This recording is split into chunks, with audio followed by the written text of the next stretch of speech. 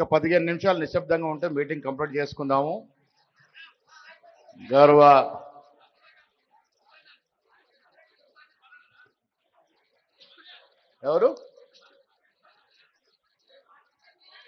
గౌరవ ముఖ్యమంత్రి వారు రేవంత్ రెడ్డి గారు, పట్టి విక్రమార్క గారు, మీనాక్షి నటరాజన్ గారు, వేదిక పైన మంత్రులందరికీ, శాసన మండలి సభ్యులు, శాసనసభ్యులు, పార్లమెంట్ సభ్యులు,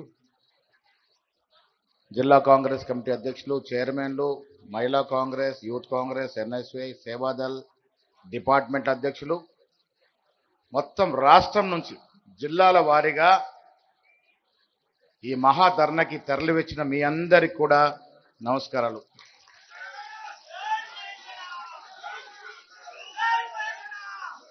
ఒక్క మాటలో చెప్పాలి అంటే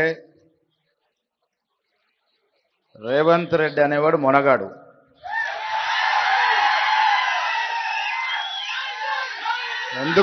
ఎందుకు ఆ మాట చెప్తా ఉన్నానంటే, రాజకీయంగా ఒక సాహసోపేతమైన నిర్ణయం తీసుకోవాలి అంటే దమ్ము, ధైర్యం ఉండాలి. ఇలా రేవంత్ రెడ్డి గారి ప్రభుత్వం తీసుకున్న నిర్ణయం పట్ల కిషన్ రెడ్డి వీళ్ళైతే చోటమోట నాయకులు, మోడీ గారే పరేషాన్లో ఉన్నాడు. ఇది కార్యాచరణ చేసి తెలంగాణలో మేమేదో మాయ మాటలు చెప్పి బీసీల ఓట్లు దండుకుందాం అనుకుంటే 42% రిజర్వేషన్ చట్టాలు తీసుకొచ్చి దీన్ని కార్యాచరణలో పెట్టేసరికి అటు సపోర్ట్ చేయలేక, దాన్ని తిరస్కరించలేక లొసుగులు ఎత్తుకుంటూ వారి అనుయులైన కిషన్ రెడ్డి, బండి సంజయ్ల ద్వారా ముస్లిం కార్డుని ముందు తీసుకొస్తా ఉన్నారు. రాహుల్ గాంధీ గారికి మనమంతా రుణపడి ఉండాలి, ముఖ్యంగా బీసీ వాళ్ళం. చుక్కన నావలాగా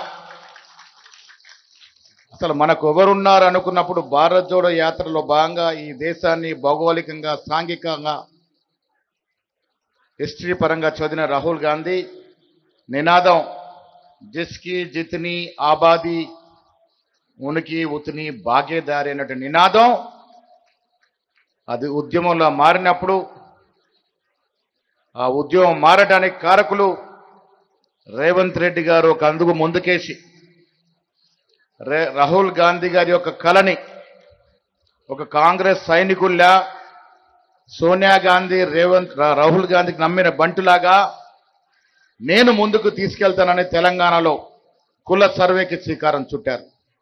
బట్టి విక్రమార్క దాని బాధ్యత తీసుకొని శాస్త్రీయబద్ధంగా కుల సర్వే చేసి తెలంగాణ రాష్ట్రంలో మనము అంటే బీసీలము 57% ఉన్నామని ఒక అఫీషియల్ డాక్యుమెంట్ ఇవ్వడం అనేది ఆషామాషి కాదు. మొన్నటి వరకు మాకు రిజర్వేషన్ కావాలంటే ఏ లెక్కన అడుగుతున్నారయ్యా, మీకు అంత రిజర్వేషన్ ఎందుకు ఇవ్వాలి, ఏ లెక్కన ఇవ్వాలని అడిగేవారు. ఇలా యావత్ దేశానికి ఒక దిక్చూసిలాగా, ఒక రోల్ మోడల్ లాగా తెలంగాణ ప్రభుత్వం కుల సర్వే చేసి బీసీలు ఎంతున్నారు, ఎస్సీలు ఎంతున్నారు, ఎస్టీలు ఎంతున్నారు, అదర్ కాస్ట్లు ఎంతున్నారు అనే ఒక అఫీషియల్ డాక్యుమెంట్ ఇవ్వగలిగినాం. దాంట్లో భాగంగా కామారెడ్డిలో ఆనాడు వర్కింగ్ ప్రెసిడెంట్గా నేనే డిక్లరేషన్ ప్రవేశపెట్టినాం. 42% రిజర్వేషన్ ఇస్తామని చెప్పినాం. ప్రభుత్వం వచ్చిన మొదట్లోనే ముఖ్యమంత్రి గారు మా అందరిని పిలుచుకొని, ఇది మనం ఇచ్చిన మాటను నమ్మి మనకు ప్రజలు ప్రభుత్వం ఇచ్చారు, ప్రభుత్వాన్ని ఏర్పాటు చేసుకున్నాం. మనం ఇచ్చిన మాట ఒకటొక్కటిగా నిలుపుకుంటూ పోవాలనే ఉద్దేశంతో 42% బిల్లుని అసెంబ్లీలో తీసుకొచ్చి స్థానిక సంస్థల కోసం ఒక చట్టం, విద్యా ఉపాధి కోసం 2 చట్టాలు తీసుకొచ్చిన ఘనత కూడా రేవంత్ రెడ్డి గారి ప్రభుత్వానిది. ఇవాళ యావత్ దేశంలో మెజారిటీ బీసీలు. ఈ దేశంలో జనాభా అత్యధిక శాతం జనాభా ఎవరిది? ఓబీసీలది. యావత్ దేశంలో ఓబీసీలంతా కూడా తెలంగాణ వైపు, రేవంత్ రెడ్డి వైపు చూస్తా ఉన్నారు. బహత్తరమైనటువంటి కార్యక్రమం జరిగింది తెలంగాణలో. మా రాష్ట్రంలో ఎందుకు జరగకూడదని ప్రశ్నించే అవకాశం ఇవాళ వచ్చింది. రాహుల్ గాంధీ గారు ఎక్కడ ఏ సభలో మాట్లాడినా తెలంగాణ తరఫు దేకో, తెలంగాణ ముఖ్యమంత్రి ఏ కామ్ కర్కే బతాయా, ఆప్కే స్టేట్ మే కర్కే బతాओ అన్నట్టు ఒక ఛాలెంజ్ ఇస్తురుతూ ఇదే నినాదంతో ఆయన ఎక్కడ ప్రసంగించినా ఈ అంశం లేకుండా మాట్లాడలేదు. ఇవాళ మనం ఢిల్లీకి ఎందుకు వచ్చాం? 2 చట్టాలు చేసుకొని గవర్నర్ గారు రాష్ట్రపతికి పంపితే 4 మాసాలుగా కేంద్రం తొక్కిపెట్టింది. మోడీ గారికి మన బాధ తెలవాలి, మన వ్యధ తెలవాలి. తెలంగాణ రాష్ట్రంలో ముఖ్యమంత్రి తీసుకున్న నిర్ణయాలు ఎంత గొప్పవో, ప్రజలు వాటి పట్ల ఎంత సంతోషంగా ఉన్నారో అది తెలవాలి. తెలిసిన తర్వాత 50% సీలింగ్ని తొలగించాలి. ఆ తొలగించే ప్రక్రియ కేంద్ర ప్రభుత్వం చేతుల్లో ఉంది. మోడీ గారు తలుచుకుంటే ఈ సాయంత్రం 6 గంటల కల్లా మనకు రిజర్వేషన్ వచ్చే అవకాశం ఉంది. కానీ తొక్కిపెట్టినారు. ఎందుకంటే ఇవాళ దీనికి మద్దతు పలుకుతే రాహుల్ గాంధీ గారికి పేరు వస్తుంది, రేవంత్ రెడ్డి గారు రాష్ట్రంగా దేశంలో నాయకుడు అవుతారు, కాంగ్రెస్ పార్టీకి ఇది మరొకసారి ఊపు వస్తుందని ఒక భయంతో అటు చెయ్యలేక ఇటు ఆపలేక సతమతమవుతూ ఉన్నారు. చోటా నాయకులతో మాట్లాడిస్తూ ఉన్నారు. కిషన్ రెడ్డి గారు జీవితంలో ఎప్పుడైనా పనులు చేసి గెలిచాడా? ఎప్పుడు కులము, శ్రీరామచంద్రుడు, హనుమంతుడు, శివుడు. అరే నాయన, రోజు మేము అందరం కూడా పూజ చేసుకుంటాం. మా బట్టి గారింట్లో పెద్ద గుడి ఉంది, వారావిడ చాలా పూజలు చేస్తారు. నేను కూడా రోజు పూజ, నా పేరే మహేశ్వరుడు, శివుని పూజ చేసి బయటకు రాము. కానీ కాంగ్రెస్ వాళ్ళం ఎప్పుడు కూడా దేవుళ్ళ పేర్ల మీద ఓట్లు అడగము. అరే చాతగానే దద్దమ్మల్లారా, మీరు పొద్దున్న లేస్తే దేవుడు కావాలా, శ్రీరామచంద్రుడు కావాలా, హనుమంతుడు కావాలా, సాయంత్రం అయితే ముస్లింల జపం చేయాలా. ముస్లింల జపం చేయండి ఓట్లు రావు. కిషన్ రెడ్డి చేసి ప్రతిసారి కూడా ఈ తెరికాసు పెట్టే గెలుస్తూ వచ్చినాడు. రాష్ట్రానికి చేసింది ఏమీ లేదు. ఇలా ముస్లింల రిజర్వేషన్ తీసేస్తే మేము మద్దతు. అరే దద్దమ్మ ప్రశ్నలు, దద్దమ్మ మాటలు ఎందుకయ్యా? గుజరాత్లో మీ మోడీ గారు, మా ప్రభాకర్ గారు వీడియో ఉంది, मेरे गुजरात में मैं जब मुख्यमंत्री था मैं ओबीसी को रिजर्वेशन दिया, उसमें मुसलमान भी रिजर्वेशन ले रहे అని అన్న మాటలు చూసుకోరాయన. అది లేదు. ఉత్తరప్రదేశ్లో ముస్లింకి రిజర్వేషన్ ఇస్తున్నారు, అక్కడ పోయి స్టడీ చేయి, అది కాదు, చేత కాదు. పక్క ఆంధ్రప్రదేశ్లో ఇస్తున్నారు, అది చేత కాదు. ఇక్కడ ముస్లింలు పక్కన పెడితే రిజర్వేషన్ ఇస్తాని సొల్లు కబుర్లు చెప్తున్నాడు. కిషన్ రెడ్డి బిడ్డ గెలుపుడు తర్వాత సంగతి. సికింద్రాబాద్లో బీసీలు, ఎస్సీలు, ఎస్టీలు మద్దతు లేని నామినేషన్ వేయగలుగుతావా? బండి సంజయ్ బీసీ అని కదా ఓట్లు దండుకున్నావు, సిగ్గు లేదు.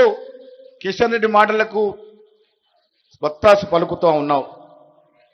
అసెంబ్లీలో ఓటేసిన బీజేపీ శాసనసభ్యులు ఎందుకు తోక ముడుస్తా ఉన్నారు? ఇంత భయం ఎందుకు? వేదిక చూడండి, ఎవరున్నారు మనకు మద్దతుగా? రేవంత్ రెడ్డి గారు ఉన్నారు, శ్రీనివాస్ రెడ్డి గారు ఉన్నారు, ఉత్తమ్ కుమార్ రెడ్డి గారు ఉన్నారు, దామోదర్ రాజనరసింహ ఉన్నారు, అయ్యగారు శ్రీధర్ బాబు గారు ఉన్నారు. ఓబీసీలే కాదు, ఎస్సీలు జీవన్ రెడ్డి గారు ఉన్నారు, షబ్బీర్ అలీ గారు ఉన్నారు, కేశవరావు గారు ఉన్నారు, వివేక్ గారు ఉన్నారు. మనకు మద్దతుగా మన వాళ్ళే కాదు, రెడ్డిలు వచ్చారు, బ్రాహ్మలు వచ్చారు, వెలమలు వచ్చారు, కమ్మలు వచ్చారు. రాని వారంటూ లేరు. మోడీ గారు తెలుసుకోండి, మా తపన తెలుసుకోండి. బీసీ రిజర్వేషన్ కోసం రాష్ట్రమంతా ఏకమైంది రేవంత్ రెడ్డి గారి నేతృత్వంలో. నీకు కనువిప్పు కలగడానికి, నీ కళ్ళు తెరిపించడానికి, నీ ప్రభుత్వం యొక్క వైఖరిని మార్చుకోమని చెప్పటానికి, ఇది విజ్ఞప్తి చేయడానికి ముఖ్యమంత్రితో సహా క్యాబినెట్, ఎమ్మెల్యేలు, ఎమ్మెల్సీ అంతా కూడా ఢిల్లీకి వచ్చి ధర్నా చేస్తా ఉన్నామంటే దీని డెన్సిటీ తెలుసుకోవాల్సిందిగా కోరుతా ఉన్నాను. నేను చాలా సందర్భంలో చెప్తా ఉంటాను, రేవంత్ రెడ్డి గారి ముందు ముఖస్తుతి కాదు, కానీ ఓబీసీల రిజర్వేషన్ విషయంలో రాహుల్ గాంధీ గారు చరిత్ర పుట్లకు ఎక్కినట్టుగా మీరు ఎక్కుతారు.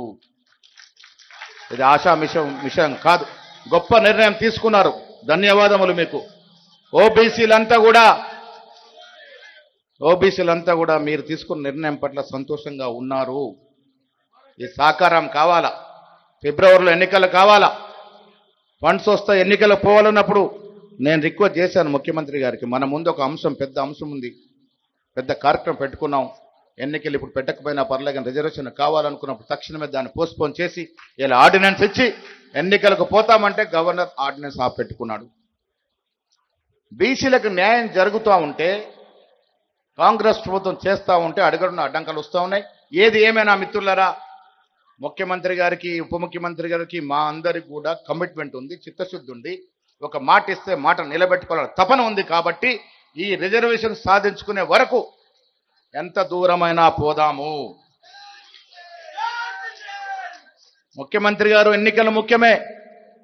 నిన్న మా శ్రీధర్ బాబు గారు చెప్తా ఉండ్రి 3,000 కోట్లు వస్తాయని.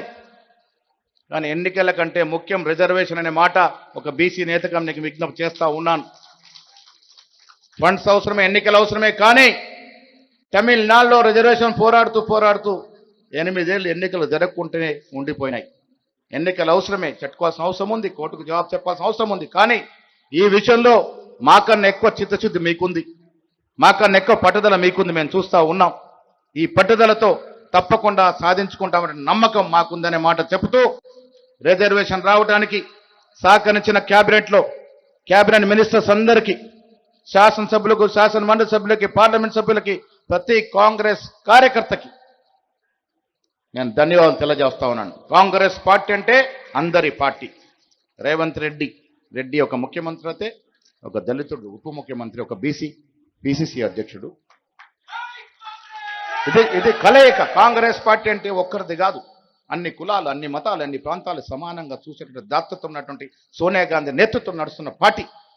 ఇలా ఖర్గే గారు, సోనియా గాంధీ గారు, రాహుల్ గాంధీ గారు మొన్న మీటింగ్ అయినప్పుడు ఎస్ మీరు రండి, ఢిల్లీలో ధర్నా చేయండి, మేము పార్లమెంట్లో దీన్ని నిలదీస్తాం, మీకు బాసటగా ఉంటామని చెప్పినారు. దాని కారణంగానే ఇవాళ ధర్నా జరుగుతోంది. ఇంత పెద్ద ఎత్తున వచ్చి ఈ ధర్నా విజయవంతం చేసిన ముఖ్యంగా మహిళలు ఇంత దూరం నుంచి వచ్చినందుకు మీ అందరు కూడా ధన్యవాదాలు తెలియజేస్తా ఉన్నాం. రేవంత్ రెడ్డి గారి నేతృత్వంలో, భట్టి గారి సారథ్యంలో, కేబినెట్ సహకారంతో నాకైతే పరిపూర్ణ నమ్మకం ఉంది. తప్పకుండా కేంద్ర ప్రభుత్వం దిగి వస్తుంది, రిజర్వేషన్ క్యాప్ తొలగించబడుతుంది. కాంగ్రెస్ ప్రభుత్వం ఈ బహత్తర యజ్ఞం సాకారం అవుతుందనే మాట ఈ సందర్భంగా మనం చేస్తే ఇక్కడికి వచ్చిన మీ అందరికీ, ముందున్న వారికి, వెనుకున్న పెద్దలందరికీ కూడా ధన్యవాదాలు తెలియజేస్తూ సెలవు తీసుకుంటా ఉన్నాను. అదేవిధంగా మిత్రులారి వల్ల రోహిన్ రెడ్డి గారు మంచి విషయం మీకు గుర్తు చేశారు. ఎంతమంది పార్లమెంట్ సభ్యులు వచ్చారో చూశారు. ఇండియా కూటమిలో ఉన్నటువంటి అన్ని పార్టీలు, ఇండియా కూటమిలో ఉన్న అన్ని ప్రాంతాల పార్టీలు ఎంపీలు వచ్చినారు. చాలా మందికి మాట్లాడే అవకాశం రాలే. దాదాపు 40-45 మంది పార్లమెంట్ సభ్యులు వచ్చి మనకు సంఘీభావం తెలిపినారు, మద్దతు తెలిపినారు. కనుమోది వచ్చినారు, సుప్రీం సూలే వచ్చినారు, సమాజ్వాదీ ఎంపీలు వచ్చినారు, మణిపూర్ నుంచి వచ్చినారు. ఎంపీలందరూ వచ్చి కూడా మనకు బాసరుగా నిలిచి ఇవాళ ఈ కార్యక్రమాన్ని విజయవంతం చేసినందుకు పెద్దలందరూ కూడా, మంత్రివర్లకు, సీనియర్ కాంగ్రెస్ నాయకులకి, జిల్లాల నుంచి వచ్చినటువంటి మీ అందరికి కూడా ధన్యవాదాలు తెలియజేస్తూ ఈ కార్యక్రమం, ఈ యజ్ఞం ఆగది, ముందుకు సాగిద్దామనే మాట చెప్తూ సెలవు తీసుకుంటా ఉన్నాను. జై హింద్, జై కాంగ్రెస్.